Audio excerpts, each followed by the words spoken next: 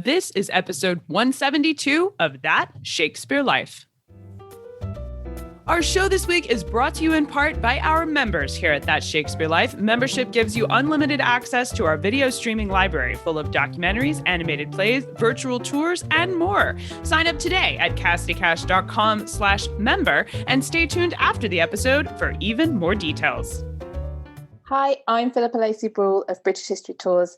Another great method for studying the life of William Shakespeare includes listening to this. It's That Shakespeare Life with my friend Cassidy Cash.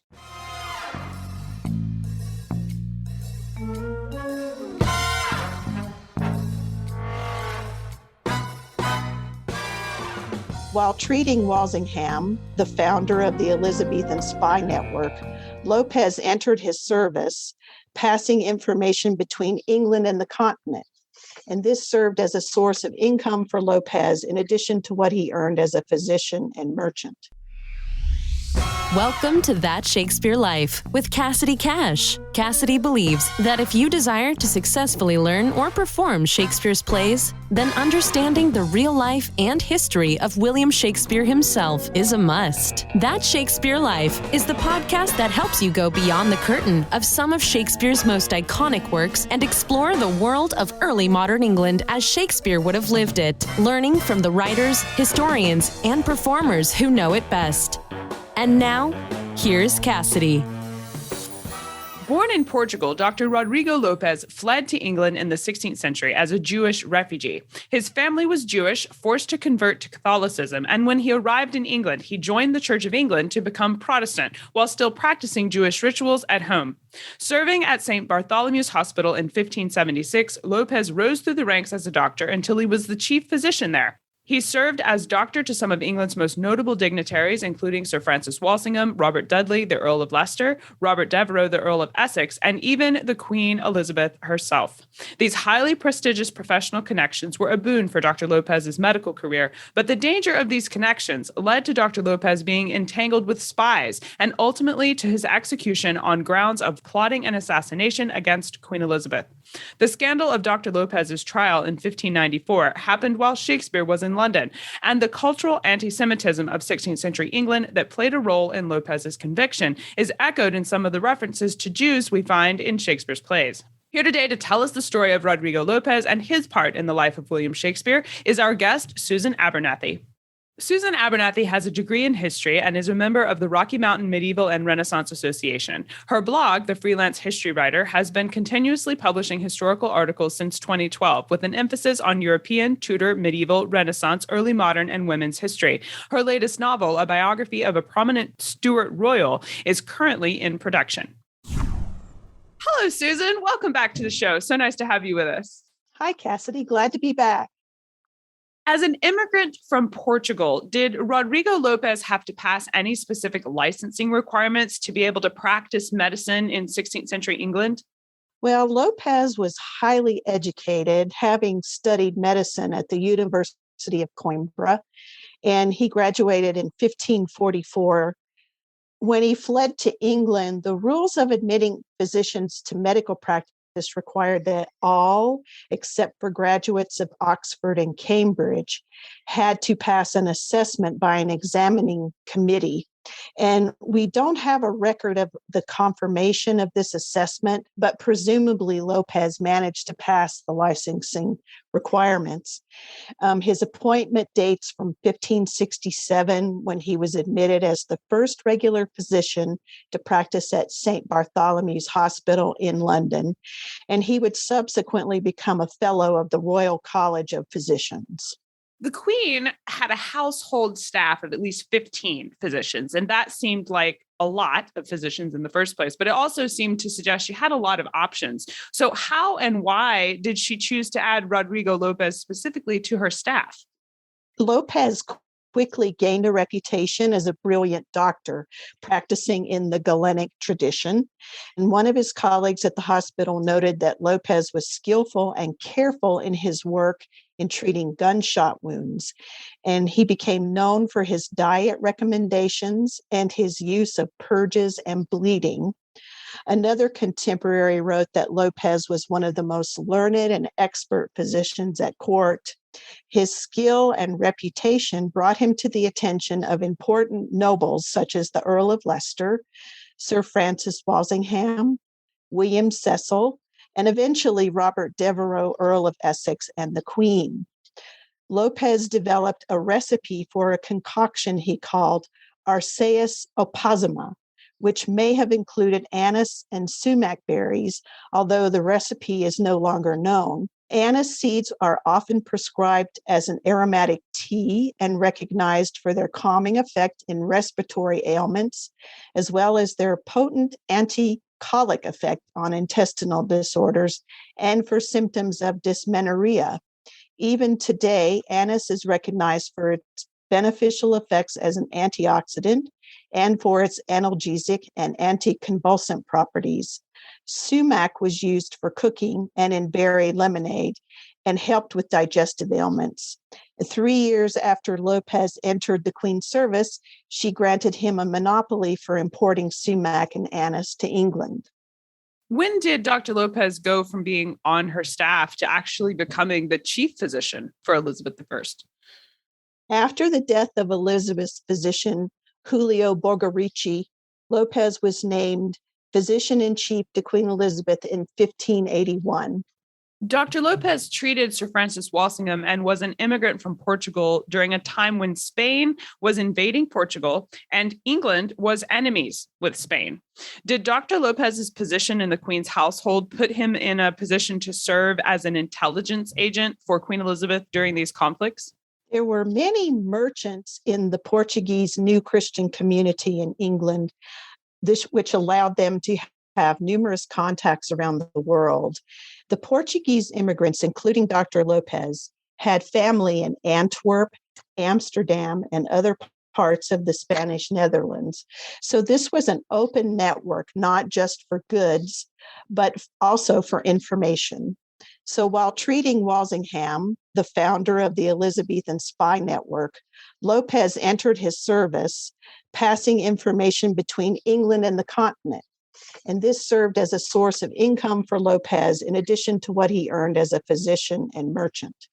Portuguese agents consistently lodged in Lopez's London home. And during the Portuguese succession crisis from 1578 to 1580, the two main candidates for the throne were the King Philip II of Spain and the bastard grandson of King Manuel I, Antonio, Prior of Crato. Philip II won the battle, but there were many Portuguese who wanted Antonio to be king. And Dr. Lopez grew up in Crato and knew Antonio very well and supported his bid to unseat Philip II for the Portuguese throne. In fact, he even went so far as to join an unsuccessful invasion force led by Sir Francis Drake from England with the mission of placing Antonio on the throne. What happened to eventually cause a falling out between Dr. Lopez and the Earl of Essex? Well, as you mentioned, England and Spain were at loggerheads for the majority of the Queen's reign. And after the death of Sir Francis Walsingham, Lopez nurtured a plan to broker a peace deal with Spain. And he was sponsored and encouraged in this plan by Lord Burleigh and his son, Robert Cecil. Lopez also passed along information to Essex's own spy network. Some of Lopez's associates were working on a plan to assassinate King Philip II's disgraced secretary, Antonio Perez, who was living in England as an honored guest of the Queen at the time. Lopez was not a part of this planned murder, and he knew none of the details, but unfortunately, he had a connection with these plotters. And the Earl of Essex was engaged in a political struggle with the Cecils, and he was working hard to gain the upper hand in influencing the Queen. He did everything in his power to subvert any peace agreement with Spain, and Lopez knew that he had to neutralize Essex's impact on his own dealings. So one night, Lopez joined the merrymaking of Don Antonio, Prior of Crato, and Antonio Perez in Eton. And during the party, he discussed intimate details of Essex's health. It's unclear exactly what he told them, but most likely Lopez had treated the Earl for a sexually transmitted disease, something very shameful to an Elizabethan. And Antonio and Perez immediately informed Essex of Lopez's indiscretion. And the Earl knew Lopez was advancing the Cecil's foreign policy and playing him for a fool. So Essex sought revenge against the doctor. Essex would go on to accuse Lopez of being a double agent against Elizabeth. Susan, did Essex have Dr. Lopez imprisoned? Well, Essex certainly started the ball rolling on the examination of Dr. Lopez and his network of spies. Some of the doctor's associates were detained, tortured, or threatened with torture, and in the process revealed the plan to assassinate Antonio Perez. And this is where the plot became very tricky and dangerous to Essex and to Lord Burleigh and his son, Robert Cecil. They didn't want to have anything to do with the murder of a foreign guest of the Queen. So in order to cover themselves, they invented a story that Dr. Lopez was planning to poison Queen Elizabeth, not kill Perez. And these men doctored the evidence to make Lopez and his associates look guilty of trying to kill the Queen. They concocted a conspiracy whereby Lopez would poison the Queen with a syrup. And ironically, Queen Elizabeth refused to ingest syrups, and Lopez knew this. The Attorney General, Sir Edward Coke, managed the trial and was in on the manipulation of the evidence. They called a special court of oye and termine, a commission that was led by a judge of assize, who would sit and get a conviction as quickly as possible. When Dr. Lopez was executed in 1594, what was his official conviction? And did his being a Jew play a role at his trial? Well, during the trial at the Guildhall, Sir Edward Coke made a great deal of Lopez's secret practice of Judaism. All evidence points to an anti-Semitic mindset in the background of the trial, and Lopez and his two associates were found guilty of high treason and sentenced to death. Now, Elizabeth balked at signing off on the death warrant and delayed giving the go-ahead for the execution for 3 months. But eventually, the Cecils and Essex prevailed upon her, and Lopez was subjected to a traitor's death of hanging, drawing, and quartering at the age of 77. Because of his attainder, his property was forfeited to the crown. However, the Queen allowed Lopez's widow, Sarah, and his family to retain a beneficial lease and all of his assets. And she also subsidized the doctor's son's education at Westminster, Winchester, by giving him a grant of a parsonage. This kind of indicates that maybe Elizabeth felt guilty about Lopez's execution. I know we would love to explore the life of Roderigo Lopez more. What are some of your favorite books or resources you can recommend we use to learn more? I would recommend Elizabeth, The Forgotten Years by John Guy, The Royal Doctors, 1485 to 1714, Medical Personnel at the Tudor and Stuart Courts by Elizabeth Jane Furdell, Elizabeth I by Anne Somerset, The Double Life of Dr. Lopez, Spies, Shakespeare, and the Plot to Poison Elizabeth I by Dominic Green.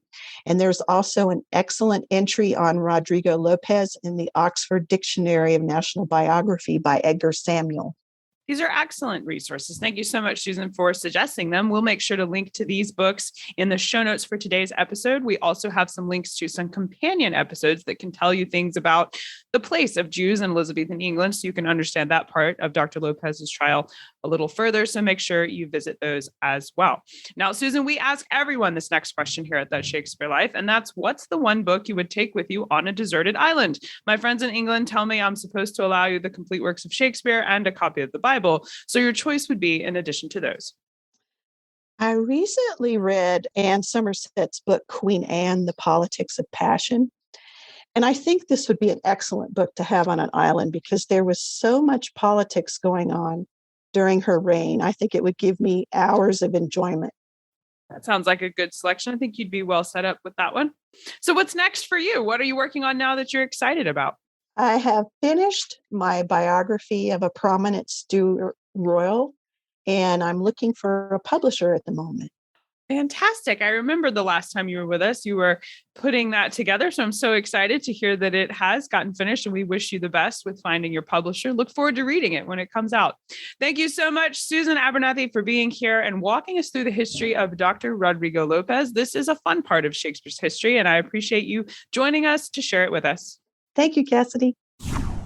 Don't forget to stop by the show notes for today's episode to leave your thoughts in the comments about what you think on the story of Roderigo Lopez, and to find archival images of some of the key players in Elizabeth's spy network, like Walsingham and Essex, along with direct links to the books and resources Susan mentions today that you can use to learn more. Find all these things and even some bonus history content available at CassidyCash.com/episode 172. That's CassidyCash.com/EP172. You like the history of William Shakespeare and want to get even closer to the 16th and 17th century he lived in, then consider becoming a member of That Shakespeare Life. Members get unlimited access to our entire video streaming library, including award-winning documentary films, animated plays, virtual tours, and more. You can also download our library of worksheets, lesson plans, and illustrated guides like diagrams, maps, and infographics that make understanding the history of William Shakespeare easy to see in vibrant, full color, and all printable from our exclusive resource library. Explore all the benefits of becoming a member and sign up today at CassidyCash.com/member. That's CassidyCash.com/member. I'll see you inside. That's it for this week. Thank you for listening. I'm Cassidy Cash, and I hope you learned something new about the Bard. I'll see you next week. Bye-bye.